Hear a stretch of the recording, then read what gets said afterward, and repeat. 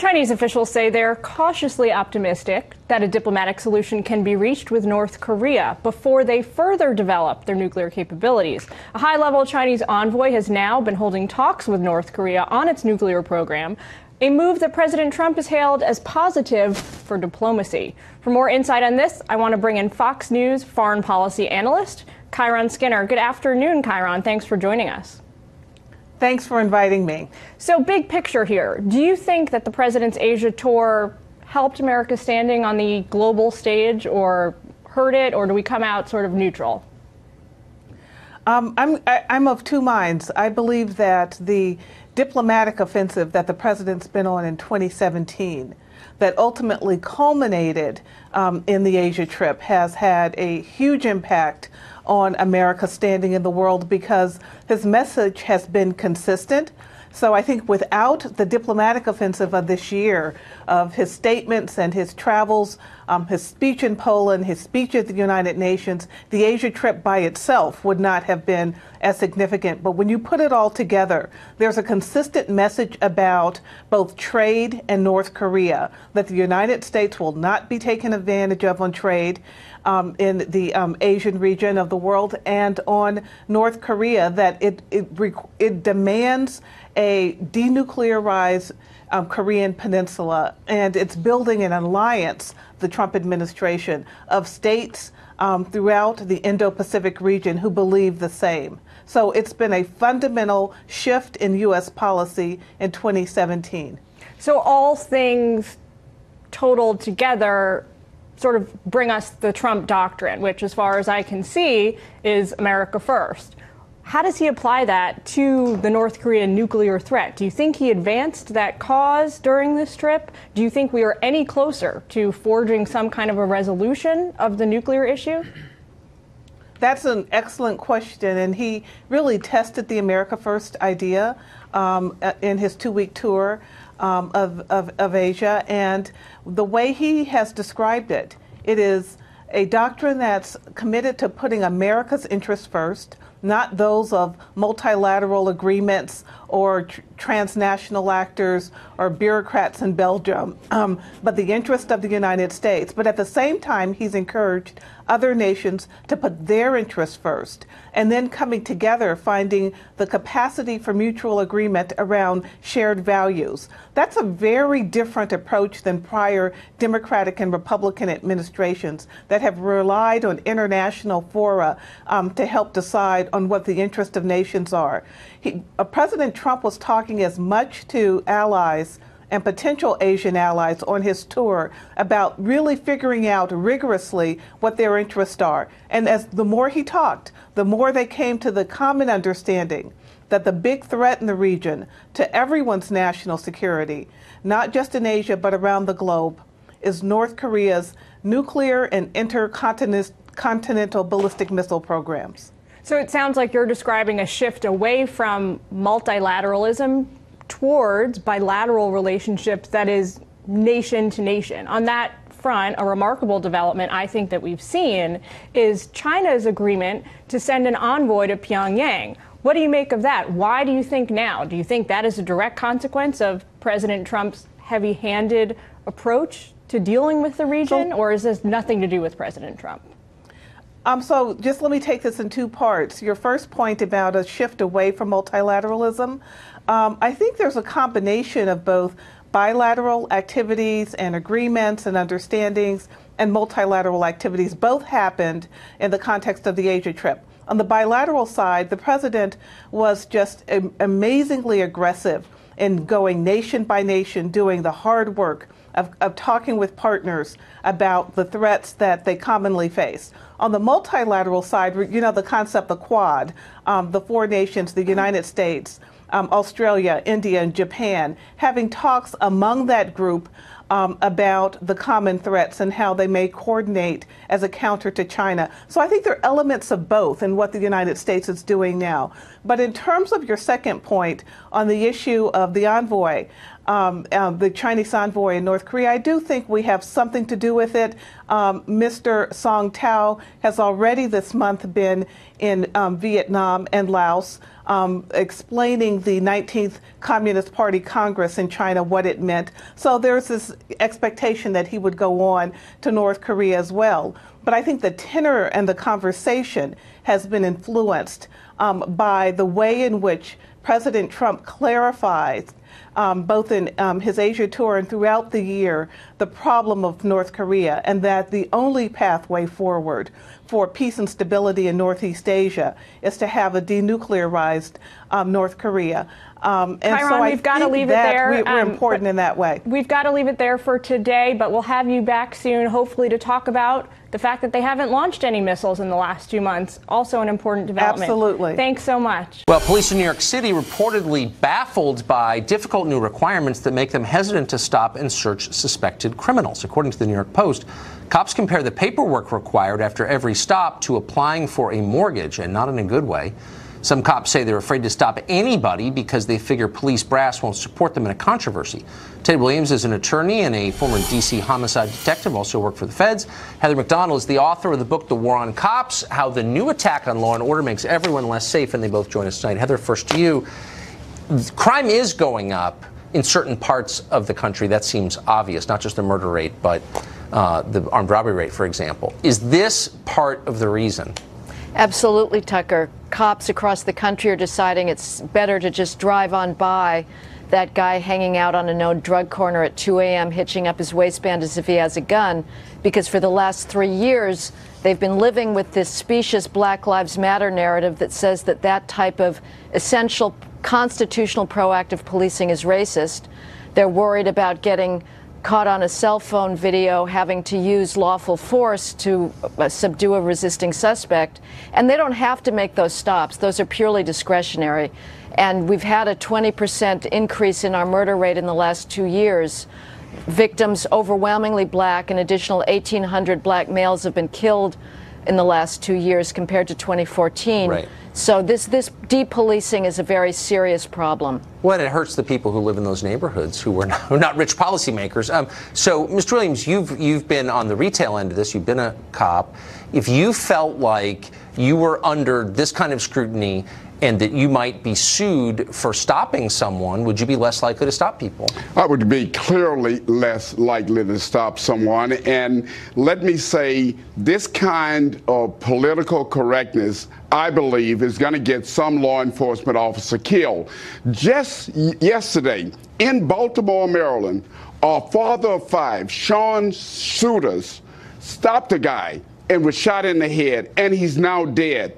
Police officers have to make split-second decisions, and you cannot micromanage police officers. And I'm just really upset with the manner in which New York is trying to micromanage their police officers, and they don't have the backs by their supervisors, don't have their backs, and that is very troubling. And it's obvious, and it's not just in New York, it's in a lot of other cities, including Chicago. Heather, there's got to be a way to work against or try and stop the abuse of power by anybody in authority, because it's always wrong, but at the same time allow police to keep crime under control. Why do we have to overcorrect so dramatically? Well, first of all, obviously officers have to be accountable, and we need transparency. So some sort of oversight is absolutely essential, but we have had that oversight. There is no evidence that we have had a problem with systemically racist policing. I think the Trump administration is doing a good job in trying to turn the narrative around. Attorney General Jeff Sessions has sent a strong message to federal law enforcement that he wants them to put a priority on prosecuting violent crime, putting people away in prison, which is not something that was going on under Attorney General Eric Holder. At a local matter, police chiefs have to let their cops know that they are going to tell the public what the crime data is, and that police going to where people are most being victimized, which is tragically in black neighborhoods, is not going to get the cops in trouble. Right. So, Ted, I mean, when I was a kid, cities were depopulating because of crime. Do you think people have forgotten what that was like? Yeah, I think we are in a different time right now, and you're finding that, especially in predominantly black neighborhoods, good people are fearful just to come out into the neighborhood because they don't know the difference between whether good police officers are going to be there to help them out or whether the crook is their best friend. And what I am saddened about right now is to try to tie police officers' hand. There's a case constitutionally, Terry versus Ohio, that dealt with stop and frisk. And the Supreme Court has given police officers the right to stop someone if they're in fear of their own safety. They can do a pat down and they can even go in. And now we seem to try to erode even Terry versus Ohio, and you're putting police officers' lives in danger. So, Heather McDonald, really quickly, where can you get crime statistics that you can believe? It feels like they're politicized and there's a lot of lying about them. How can you find out what the crime rate is in your city? Well, New York actually does a pretty good job of publishing crime data, and what we know is that a black New Yorker is 50 times more likely to commit a shooting than a white New Yorker. That fact means that we are going to have more stops in black neighborhoods. That's not because the police are racist, it's because they're trying to save the lives of those thousands of people that are living there. As Mr. Williams rightly says, the majority are law-abiding. They want the police, they want protection, and the public should know what these massive crime disparities are, which is what is responsible for policing in different neighborhoods. Yeah, so normal people can be protected. Ted, Heather, thank you very much. The Trump administration hit the Sunday shows hard today to push the president's tax plan and make the case that it's actually very helpful for taxpayers. The bottom line is that the White House, the president, is not going to sign a bill that raises taxes on the middle class, period. The president praised House Republicans for passing their version of the bill, but the Senate still has to pass theirs. So will Congress be able to fulfill their promise to finish tax reform before the end of the year?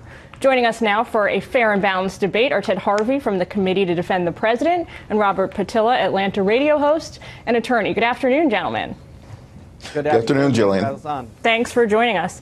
Robert, I want to go to you first. We keep hearing about major discrepancies between the House and Senate versions of this bill. Can you lay out for us what those discrepancies are, you know, the top three by your way of thinking? Well, I think that what we're realizing is that the Senate is very tenuous as far as the Republican grasp upon it. What the 2016 election results were was not a rejection of the Democratic Party, it was a rejection of the establishment. The establishment of the Republican Party is now sees the writing on the wall with Jeff Flake, Bob Corker, and Luther Strange all going down, that they have to have a populist bill. They have to have a bill that does more than cut taxes for millionaires and billionaires. Normal, everyday people, homeowners, citizens need to be able to have a tax cut that affects their bottom line. And right now, the Senate bill is not, or the House bill is not the bill that Donald Trump promised to his base. All right, so it sounds like we're getting to the middle class question, the $1 million question when it comes to this bill. I want to ask both of you, what do you make of this? Is this, as some senators are contending, disastrous for the middle class and really only a boon for the top 2% in businesses, or is this something that you think will help average American families? Well, Ted, why don't you go first? Okay, I think that it will be a boon for the middle class. I think the family deduction is going to double from $1,000 to $2,000. That's going to be a huge boon for the middle class. But I also think cutting the corporate tax down to 20% will be a boon for the middle class, because it'll put more money into the economy. It will allow businesses to hire more individuals and give individuals pay raises. I think it's going to be a boon for the entire economy, which is good for everybody all the way down the line. Robert, what do you say to that? Anybody who's a fiscal conservative or a deficit hawk understands that you cannot cut taxes and not also cut spending. George H.W. Bush called this voodoo economics. The numbers, simply put, do not work out. We're going to put ourselves further in debt to China. We're going to lose sovereignty. We're going against all the promises of the 2016 election with this bill. The Republican base has shown that they have no interest in the establishment of the party simply pushing down their own will on the people. We're going to see a wave election. This is how Republicans lose the majority in the House and the Senate, and they don't follow the will of the voters. Normal, everyday people need a tax cut that hits them directly and doesn't filter through and trickle down to them somehow from Washington. Ted, what do you say to that? That's an interest. What do you say to critics of the president who contend that he ran on a platform to cut government spending? Why don't we just go ahead and do that with the tax reform bill? What do you say to that? Well, I think the last comment was interesting, the voodoo economics quote. I worked in the Reagan White House, and Ronald Reagan did cut taxes, and he won the next election with 59 states across the country, and our economy boomed for the next 20 years because of that tax cut. This will be the first major tax cut since the Reagan administration, and I think every single economist in the country is saying if we do this, our economy will have an explosion, and it will put millions of people back to work, and we will have trickle down, as Ronald Reagan said, all the way down to middle-class America and below, and this will be good for the economy. Yes, we should have cuts in government spending, and I think what you are seeing the administration do through the regulatory reforms that they are doing is actually cutting government. Just the Department of Interior is trying to cut 4,000 employees just in the Department of Interior. There's huge things that are going on within the administration. It's not just this one tax cut plan. So, gentlemen, going forward with this bill, folks at home should keep their eye on middle-class provisions and as well also the timing. As we know, this past Thursday, the House passed their version, 227 to 205. What remains to be seen is what the Senate does on their side. Thanks to you both for joining me. Thank you. Katrina Pearson, former Trump campaign spokesperson, now spokesperson for America First Policies, and Dr. Wendy Osefo, political commentator and professor at Johns Hopkins University. Katrina, I want to start with you to get the Republican perspective. How do you react to what Philippe said? Well, you know, leave it up to a man defending Bill Clinton to be so misogynistic and sexist with his tone regarding Ivanka Trump, who is a very well-educated and accomplished businesswoman in her own right, to insinuate that she can't speak without her dad's permission does shine a spotlight on why the people are fed up with the Clintons. But I will agree with him on one thing. This isn't really about Bill Clinton, Ed. This is a much bigger picture, because I just don't buy this sudden moral compass that the left has with regards to the way men are treating women. This is all about political expediency, and we know this because Senator Gillibrand, who's out there now suddenly finding her moral compass after taking tons of money from the Clintons, hasn't said anything about Bob Menendez and the allegations about him with underage prostitutes, hasn't demanded anyone resign today, and we're seeing this all play out before our eyes. We should say Senator Menendez has vociferously denied that he engaged in improper conduct, as you suggested. But Wendy, I want to get your reaction. Should there be a reckoning for Bill Clinton within the Democratic Party, as some on the left have suggested? We can say that there can be a reckoning for Bill Clinton, but what needs to be underscored here, and why Philippe was talking about that $70 million, is this was consensual. It was consensual between adults. What we are seeing here from Franken, who is on the left, as well as Moore, who is on the right, has nothing to do with politics. It goes to a broader issue of sexually predatory behavior that we see not just in Capitol Hill, we see in Hollywood, and some of us see every day as we walk in the streets. But Wendy, so we have to keep that at the forefront of the discussion, because once we make it political, we are moving to the side, the women, the men who have been victims of this action. But Wendy, you and Philippe are both right that the Monica Lewinsky situation was litigated a lot, and Bill Clinton paid a heavy price for that. But when you say it was consensual, there were other allegations that were not consensual, allegations of rape that, I should say in fairness, Bill Clinton has vehemently denied himself. Why wasn't that? Is there going to be a reckoning on that, is my question. And that's the answer. The answer is that $70 million was to find any and everything as far as evidence to say that these accusations are actually correct. And with that money, what was found was the blue dress from Monica Lewinsky. Now, everyone deserves their day in court. Everyone deserves to have these accusations fleshed out. And we have to make sure that happens. And that is the difference here. We have to make sure that the accusers on Moore's side are also heard. Where is the investigation, or are we going to have one? All right, let me get Katrina in here. But at the end of the day, Ed, here's the situation. This is not about a reckoning. awakening. Okay, this is definitely political, and it's very highly charged. Because if this was about women, if this was about the women, Senator Gillibrand herself says that there are sitting members of Congress who are preying on women. She refuses to name those names. That is completely unacceptable, and that is my point. This is not political.